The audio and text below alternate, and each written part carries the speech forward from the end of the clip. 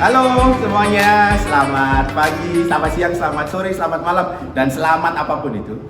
Hari ini kita ketemu lagi di Stand Podcast. Nah, hari ini kita kedatangan tamu nih, salah satu teman terbaik saya nih, ada Mas Ansori. Halo Mas. Halo. Gimana kabarnya? Alhamdulillah. Alhamdulillah. Mas Aris gimana? Sehat? Alhamdulillah, sehat, ganteng nih ya. Nah, hari ini kalau kemarin kita dengan Mas Fuad Indra itu udah ngomongin tentang human resources. Okay. Nah, minggu ini kita mau ngomongin tentang human resources evaluation. Nah, saya mengundang nih teman baik saya ini karena orang yang tepat. Beliau ini akan ngomongin tentang human resource evaluation by dia ngomongin tentang strategic human resources management books. Ini by Charles R. Greer tahun 2021. Sudah siap nih Mas? Siap. Oke. Tanpa berlama-lama, monggo silakan Mas. Apa itu Mas? Oke. Baik. Terima kasih Mas Aris sudah dihadirkan di podcastnya kali ini.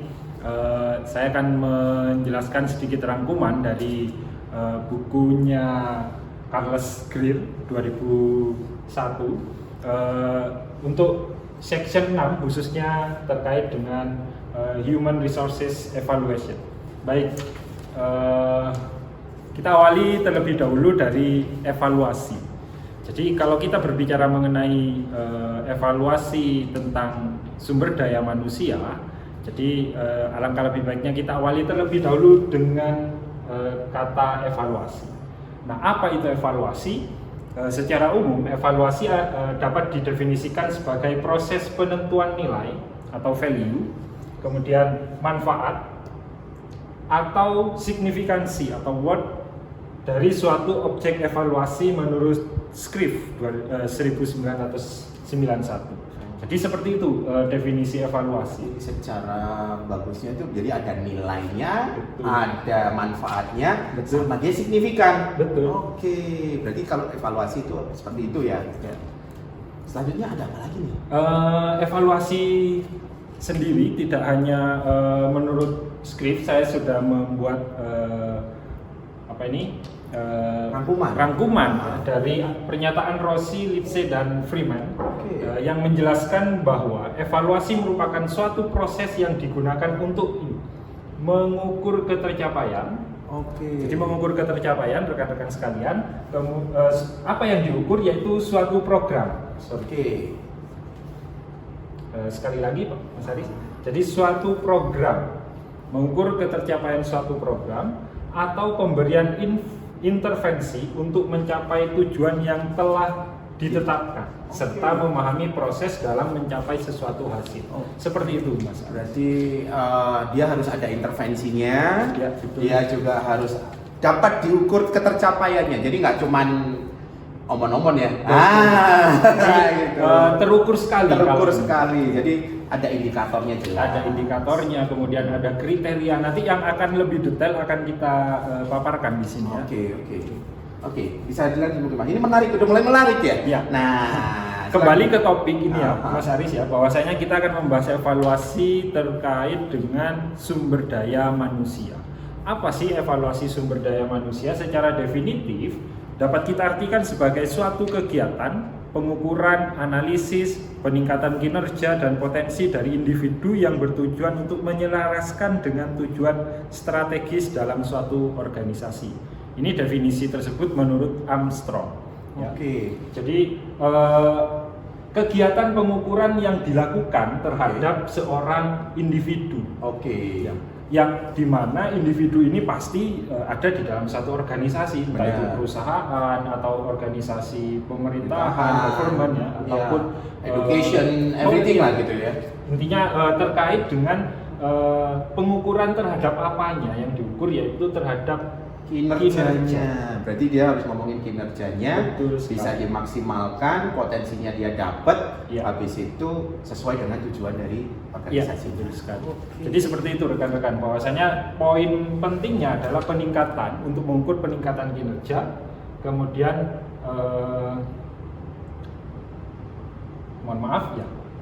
kemudian potensi dari individu. Entah itu dia punya skill apa, kompetensi hard skillnya atau soft skillnya, itu bisa dilakukan proses evaluasi terhadap sumber daya manusia tersebut agar tujuan organisasinya, entah itu perusahaan ataupun yang lainnya tadi yang disampaikan oleh Mas Aris, itu bisa lebih tercapai dan sesuai dengan tujuan di awal. Oke, berarti evaluasi ini penting ya dalam suatu organisasi karena nggak cuman evaluasi secara program, tapi evaluasi secara human resources pun juga penting karena program tanpa human resources yang handal nggak akan menjadi akan jalan pastinya. Nah, berarti human resources ini ruang lingkupnya juga cukup gede. Betul sekali. Biasanya kalau dikaitkan dengan evaluasi tentunya kalau dikaitkan dengan evaluasi, jadi rekan-rekan kalau dikaitkan dengan evaluasi itu ruang lingkupnya pasti berkaitan dengan yang namanya efektivitas. Oke. Ya, jadi berkaitan dengan efektivitas SDM itu di dalam suatu organisasi.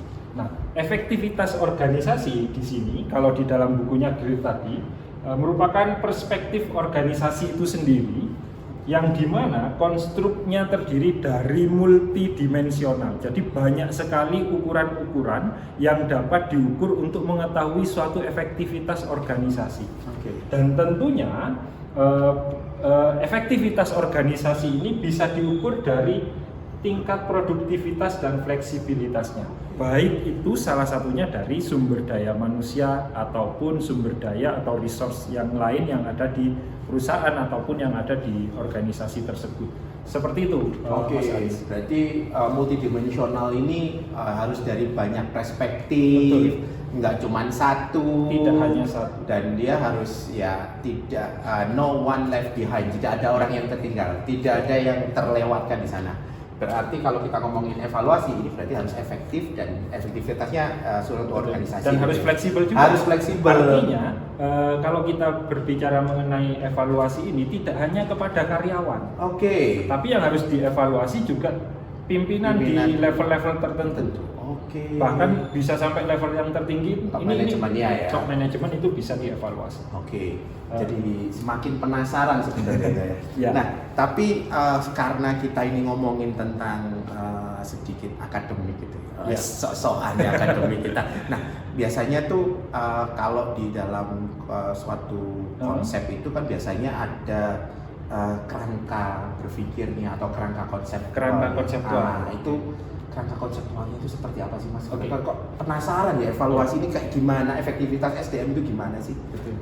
Jadi kalau kita tadi berbicara mengenai efektivitas dari sumber daya manusia yang ada di organisasi itu dan perlu dievaluasi, maka perlu adanya suatu kerangka bagaimana mengukur efektivitas ini. Nah, menurut Sui dan Megia hasil risetnya di dalam bukunya Greer, dia membuat suatu kerangka konseptual. Ya. Jadi ada beberapa faktor di sana. Mulai dari kontekstual faktor ini berkaitan dengan tentunya organisasi tersebut. Entah itu organisasi dalam bentuk perusahaan, bentuk bisnisnya seperti apa, kemudian marketnya yang bagaimana, strategi pencapaiannya bagaimana, atau di lingkungan tertentu di dalam suatu organisasi. Jadi konteksnya seperti itu. Dari konteks ini kemudian harus ada sesuatu yang dilakukan oleh siapa? Tentunya oleh HRD atau Human Resource Development biasanya ya. Karena kalau kita berbicara mengenai human resource itu ada human resource management dan kemudian ada human resource development. Begitu Mas Aris. Nah, dua divisi ini akan melakukan sebuah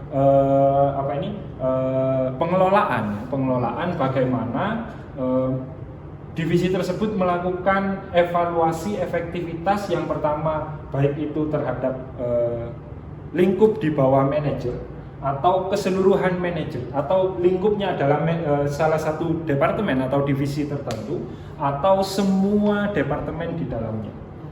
Nah, ini untuk kemudian mengetahui suatu efektivitas organisasi tersebut. Ini berkaitan antara satu dengan yang lainnya di masing-masing level. Jadi ada efektivitas dari fungsi human resource-nya itu atau sumber daya manusianya itu, atau secara keseluruhan efektivitas dari human resource yang ada di dalam organisasi. Jadi lebih bisa dibedakan nih antara ini mau per departemen atau secara keseluruhan dalam satu organisasi. Nah, itu juga dilakukan oleh di dalam kerangka kontekstualnya efektivitasnya. Nah, berarti kalau seperti itu tuh ada setiap analisis evaluasi itu ada tingkatannya dong? Betul, ada beberapa level tingkatan. Ada 3 level tingkatan yang biasa dilakukan di dalam lingkup human resource evaluation. Jadi apa saja tingkatannya? Yang pertama tingkat strategis. Tingkat strategis yang pertama adalah tujuannya untuk menentukan apakah kebijakan program sumber daya manusia selaras dengan strategi perusahaan. Oke. Seperti itu. Nah, yang kedua tingkat manajemen, fokusnya pada kontrol fungsi manajemen seperti efektivitas biaya dari manfaat suatu program. Jadi kalau yang di sini ini kaitannya dengan individual dikaitkan dengan strategi perusahaan. Bagaimana? Kalau yang di sini berkaitan dengan efektivitas biaya terhadap suatu program yang harus dilakukan. Yang terakhir adalah tingkat operasional, berfokus pada kualitas layanan dan program sumber daya manusia. Jadi ini adalah individunya. Yang terutama ini yang di level paling bawah ya. Paling top ini namanya. Ini paling top. Terus ini ngomongin nanti yang di middle. Ini malah yang paling bawah. Jadi kebalik kalau saya kira ini yang paling bawah, tapi ternyata ini adalah dia ngomongin tingkat strategis. Benar nih. Jadi kalau kita mikirin yang hanya kecil-kecil berarti itu kita masih operasional nih. Yang di sini jadi yang berfokus di individual lah, personal lah, ranah evaluasinya. Makanya kalau kita itu gibah itu berarti kita masih di sini. Nah terus habis itu kalau efektivitas, kalau kita udah ngomongin tentang strateginya, angka tingkatannya, kita ngukur efektivitasnya untuk dikatakan evaluasi ini kriterianya itu bagus itu seperti apa sih? Ada berapa sih? Ada kurang lebih 5 kriteria efektivitas evaluasi. Yang pertama, suatu proses atau suatu kegiatan evaluasi itu bisa dikatakan efektif jika proses evaluasi itu responsif, artinya terhadap sesuatu gejala-gejala yang ada di perusahaan atau di suatu organisasi lah, seperti itu Pak. Yang kedua terkait efektivitasnya, yaitu terkait dengan manajemen biaya dan kinerja. Ini pasti berkaitan erat dengan efektivitas bagaimana evaluasi tersebut dilakukan. Yang ketiga yaitu proaktif dan inovatif. Tentunya sebagai seorang atau mungkin seseorang yang bekerja di human resource development, nah itu harus proaktif dan inovatif dalam melakukan evaluasi. Jadi bentuk evaluasinya tidak monoton, jenis evaluasinya juga tidak monoton, kapan dilakukan itu bervariatif, tidak terbatas pada waktu tertentu aja gitu ya. Seperti itu Mas Aris. Dan yang berikutnya dikatakan evaluasi itu dikatakan efektif apabila ini berkaitan dengan program pelatihan. Jadi ketika seorang individu karyawan diikutkan pelatihan, kemudian diminta untuk mengembangkan dirinya, maka bagaimana kemampuan atau ada upgrading apa dalam diri personal itu, individu itu, ya, sehingga bisa dikatakan efektif atau tidaknya terhadap programnya atau terhadap manusianya.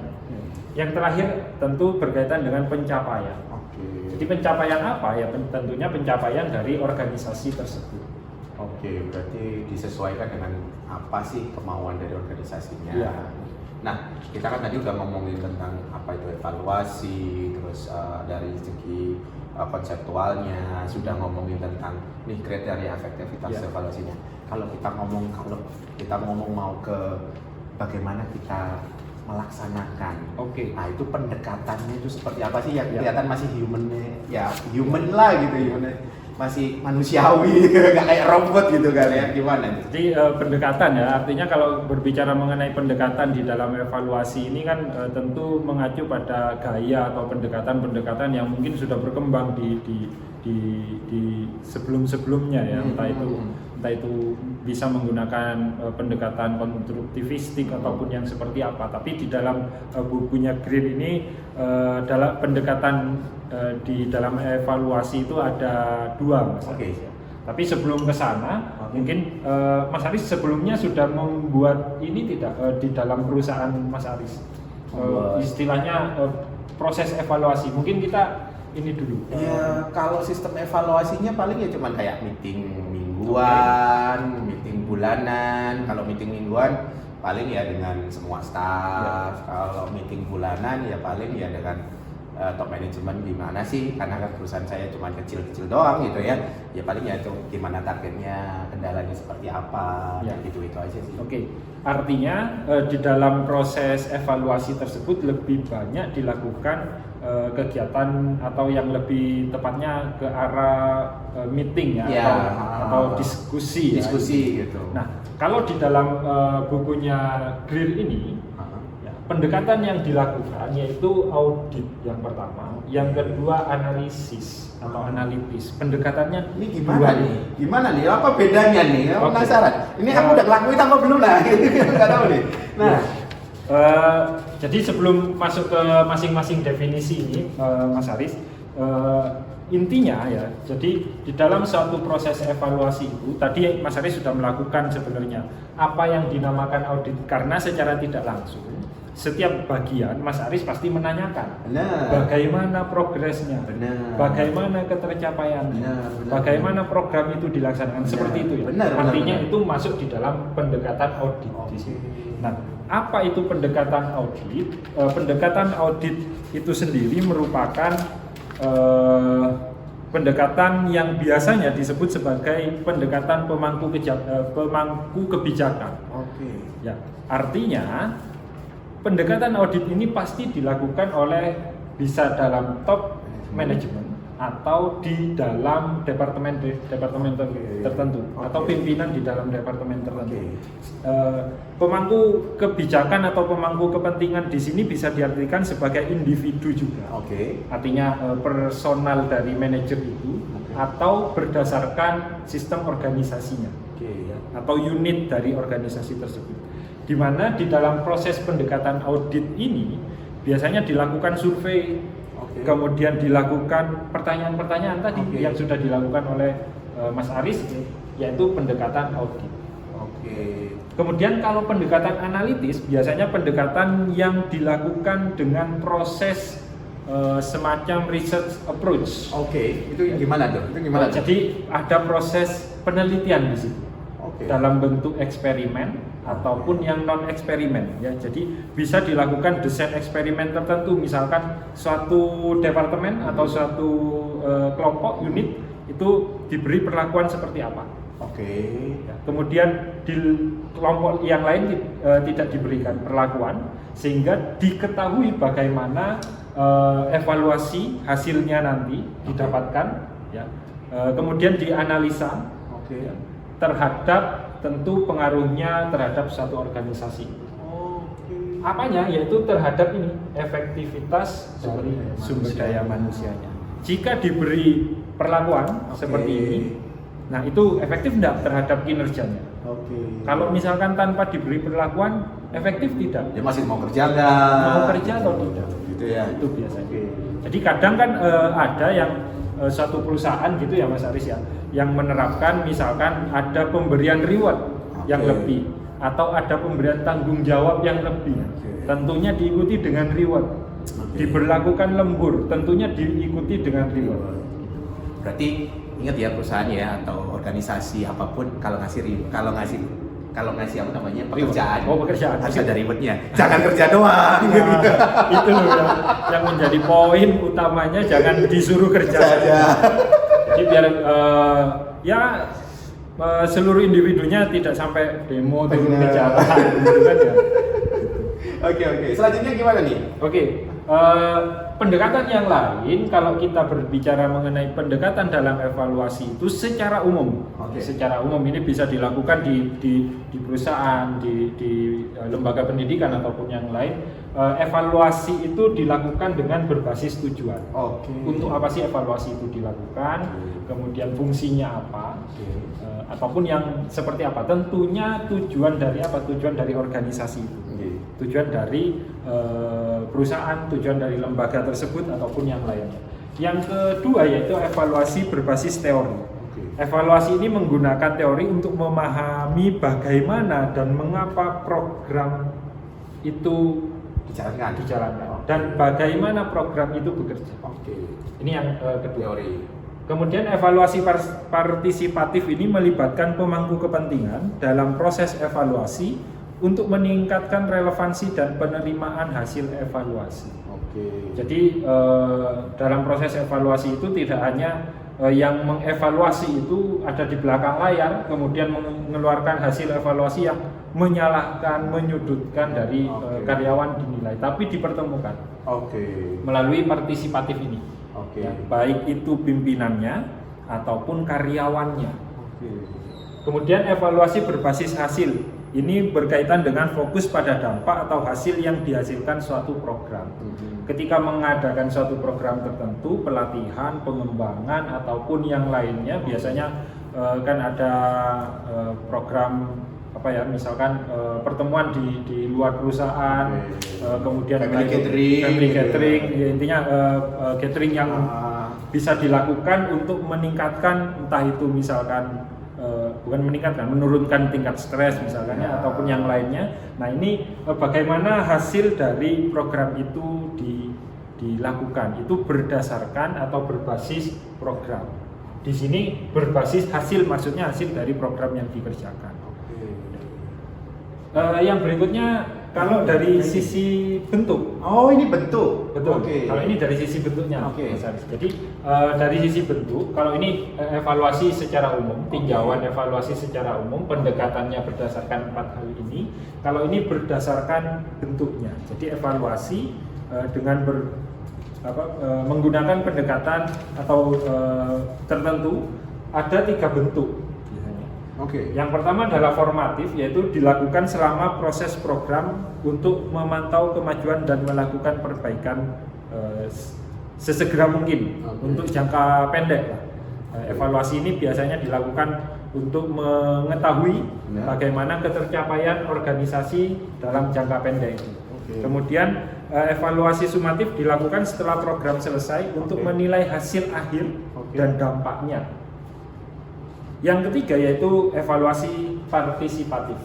Nah ini kurang lebih sama dengan yang di sini, bahwasanya melibatkan keseluruhan, baik itu dari sisi top manajemen sampai dengan level yang paling bawah, pekerja atau buruhnya, atau mungkin ya jika perusahaan tersebut menerapkan sistem cleaning service dari perusahaan, bukan dari luar, bukan outsourcing, itu bisa dilakukan sampai di level itu. Bawah. Jadi benar-benar bisa top down gitu. Betul. Ya, sampai yang di bawah. Nah, keseluruhan hal ini berkaitan erat dengan efektivitas sumber daya manusia di dalam perusahaan atau di dalam organisasi itu sendiri. Jadi berkaitan erat dengan efektivitas dari ini. Jadi ketiga ini berpengaruh dan berkaitan erat lah dengan efektivitas SDM. Nah ini kan tentang pendekatan evaluasinya. Tapi saya tuh masih bertanya-tanya, prevalensinya apa ya? Kira-kira kan ini tadi kita udah ngomongin pendekatan nih. Nah, prevalensinya apa ya kira-kira? Prevalensi, Mas Aris, ini berkaitan dengan 3 hal yang ada di dalam yang ada di dalam bukunya Greer itu, yaitu yang pertama, kekhawatiran SDM terhadap hasil evaluasi tersebut. Artinya kalau berbicara mengenai ini berkaitan dengan sebab akibat bisa ya. Atau mungkin permasalahan apa yang bisa terjadi, atau tantangan lah ya. Yaitu yang pertama, kekhawatiran SDM terhadap hasil evaluasi. Kebanyakan kalau di dalam suatu organisasi itu proses evaluasi terhadap sumber daya manusia itu pada akhirnya dilakukan dengan menimbulkan kegelisahan. Oke. Ini nanti kalau saya ternyata hasil evaluasinya jelek, bisa jadi saya dipecat. Oke, ketakutan ya, kekhawatirannya. Oleh karena itu, ini menjadi salah satu prevalensi dari evaluasi itu sendiri. Yang kedua, kesulitan dalam melakukan pengukuran yang valid terhadap aktivitas SDM. Ini yang sering terjadi. Oke. Ya. Anomalinya adalah ketika orang diberi pekerjaan dan tertentu ya tentunya, dia pasti akan mengejar atau menyelesaikan pekerjaan tersebut. Benar. Ya kan? Nah, yang terjadi di sini ketika kaitannya itu dengan evaluasi, maka nilai validitas dari proses evaluasi itu akan kesulitan didapatkan ketika mengukur aktivitas SDM. Oke. Mendekati proses evaluasi, kebanyakan aktivitas SDM atau sumber daya manusia itu pasti dia akan semangat, ya. akan ingin menunjukkan bagaimana kinerjanya gitu ya. Caper lah ya intinya gitu. Ya. Ketika jauh-jauh sebelum proses evaluasi, maka aktivitas ini tidak bisa diukur. Santai aja. Slow living gitu ya. Nah, validitasnya pasti akan ini, terutama jika jangka waktunya panjang. Oke. Ya.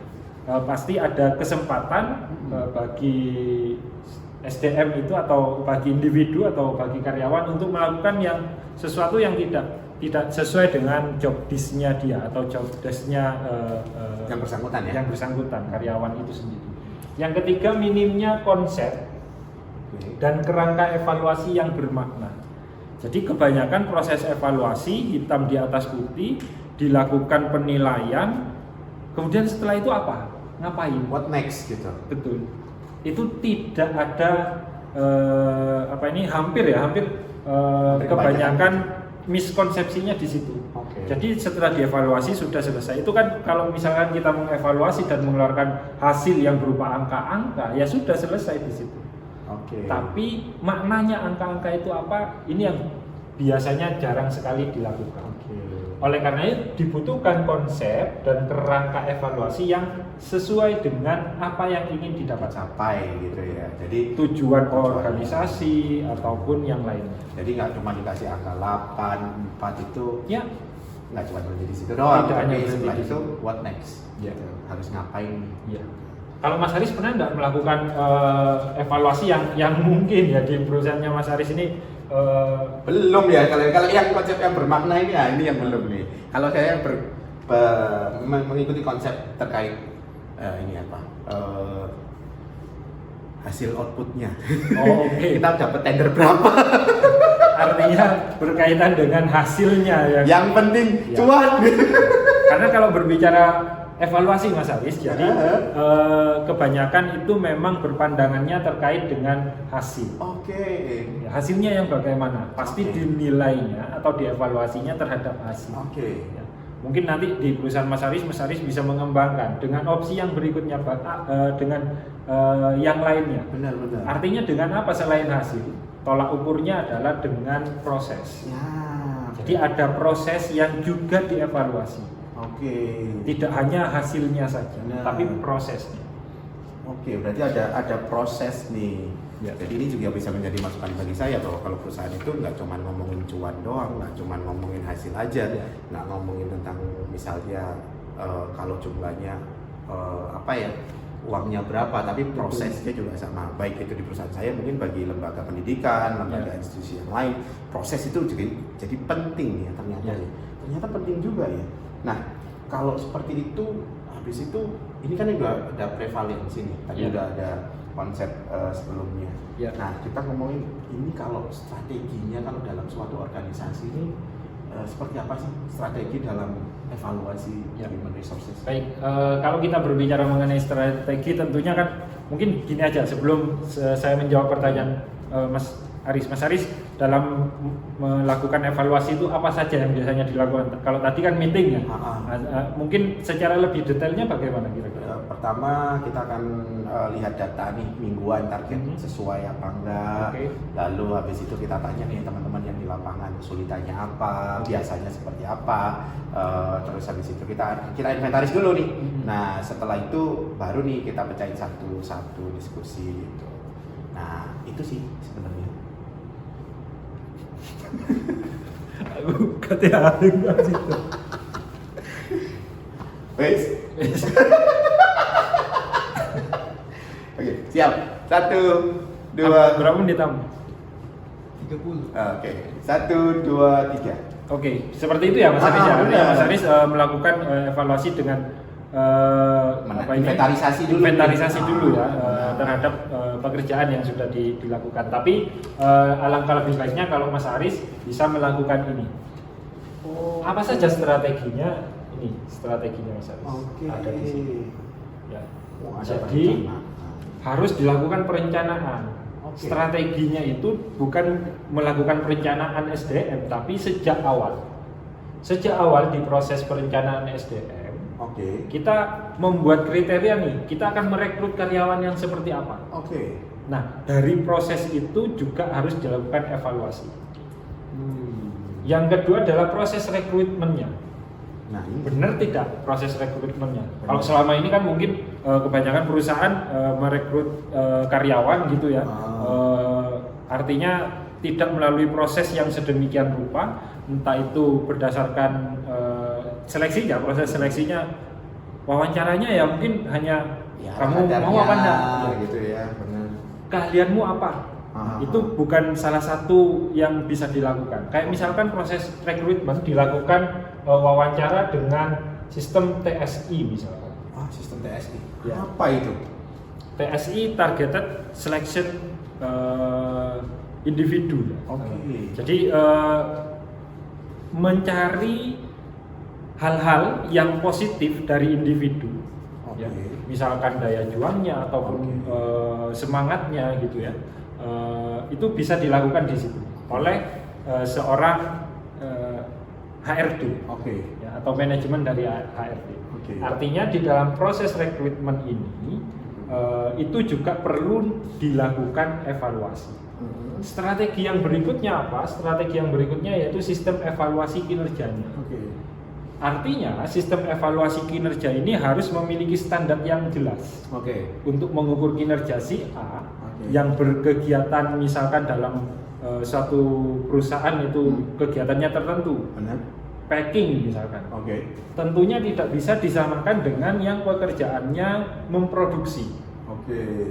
Oleh karena itu sistem evaluasinya ini harus sesuai dengan departemen.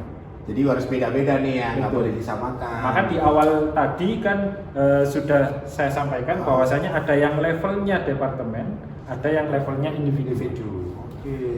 Yang keempat, sistem pengupahan dan penghargaan ini sangat penting di dalam proses evaluasi. Karena apa? Sistem pengupahan dan penghargaan ini, pengupahan ini artinya berkaitan dengan gaji. Ini pasti. Dan ini yang dikeluarkan perusahaan. Dengan gaji segitu, kita bisa mengevaluasi SDM tersebut seperti apa? Kalau perbedaannya dengan penghargaan, ketika ada pekerjaan di luar yang semestinya dia lakukan, bagaimana perusahaan memberikan bonus?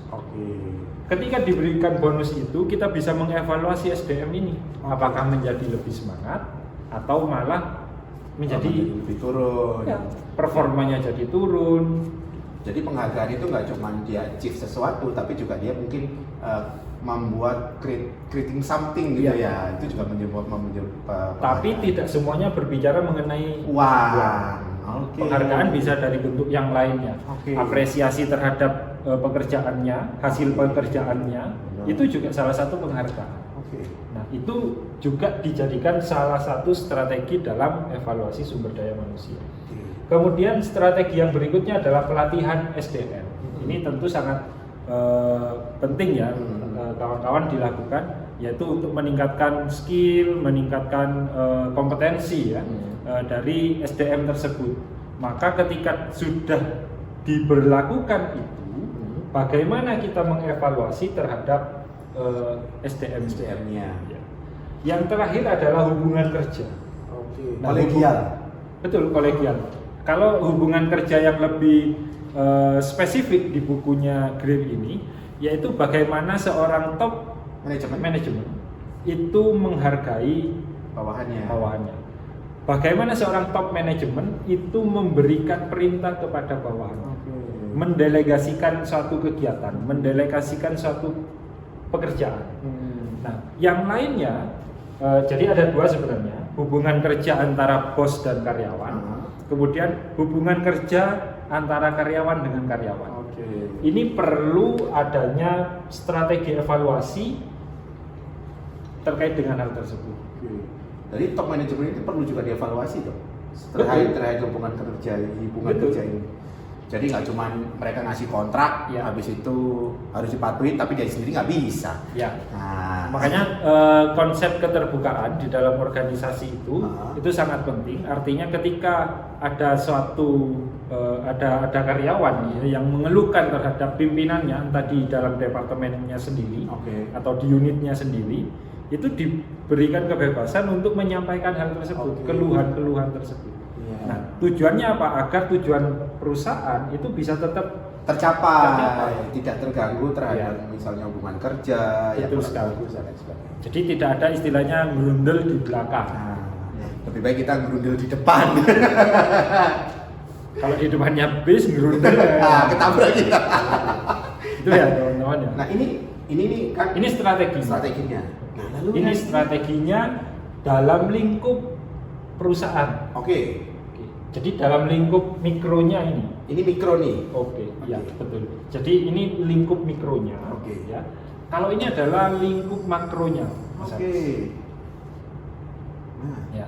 Lingkup makronya yaitu dengan memberikan kesempatan kerja yang sama. Jadi nggak ada pilih kasih nih. Tidak ada pilih kasih. Makanya kenapa di sini dimasuk yang mikro tadi kaitannya yaitu antara kolega, bukan antara pekerjaan yang satu dengan pekerjaan yang lain itu harus beda. Harus beda. Kalau yang di sini ini diberlakukan sama dalam konteks yang sama, kesempatan kerja yang sama antara yang satu dengan yang lainnya. Itu bagaimana kemudian kita bisa mengevaluasi. Jadi tidak ada pilih kasih di sini. Nah, yang kedua yaitu total quality management. Nah, total quality management ini yang mungkin perlu segera dilakukan di banyak perusahaan gitu ya. Terutama yang mungkin perusahaannya yang udah top gitu atau middle. Yang middle yang middle namanya. Ya. Kalau yang top biasanya sudah melakukan total quality management. Ini salah satu bentuk strategi dalam proses evaluasi. Ini kan dari segi makro. Tapi saya lebih agak sedikit tertarik dengan yang makro. Kalau mikro kan tadi udah dijelasin ini agak dekat dengan perusahaan saya sendiri gitu atau usahanya. Tapi yang makro nih evaluasinya itu seperti apa sih sebenarnya? Evaluasi SDM pada tingkat makro yang lebih spesifiknya lagi yaitu perbedaan efektivitas SDM lintas industri sebenarnya.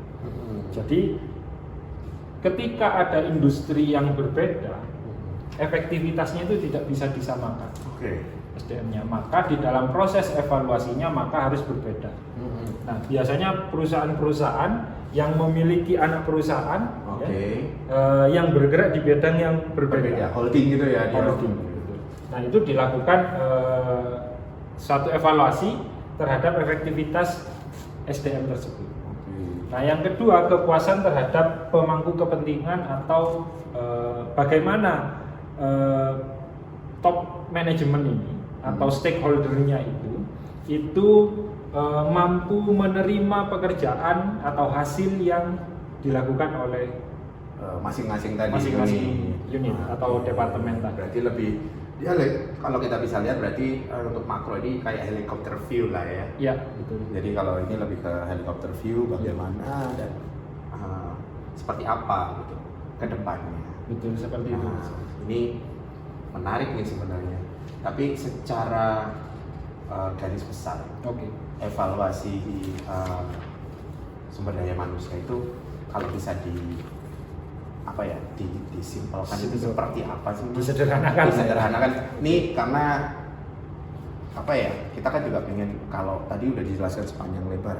Nah, secara garis besar kalau bisa mau kita wrap up itu seperti apa sih? Oke, kalau dalam bukunya Greer jelas bahwasanya human resource evaluation itu berkaitan dengan bagaimana suatu divisi, dalam hal ini human resource development biasanya ya, yang kemudian dalam baru-baru ini ada membawahi dua hal, yaitu human resource development dan human resource management. Oke. Nah, di situ evaluasi terhadap sumber daya manusia tentu ingin mengetahui bagaimana individu-individu yang ada di dalam organisasi itu mampu mendukung program untuk mencapai tujuan dari perusahaan atau dari organisasi lah ya. Oh ya, Dari organisasi. tujuannya harus tercapai, Ya. tapi tetap humanis.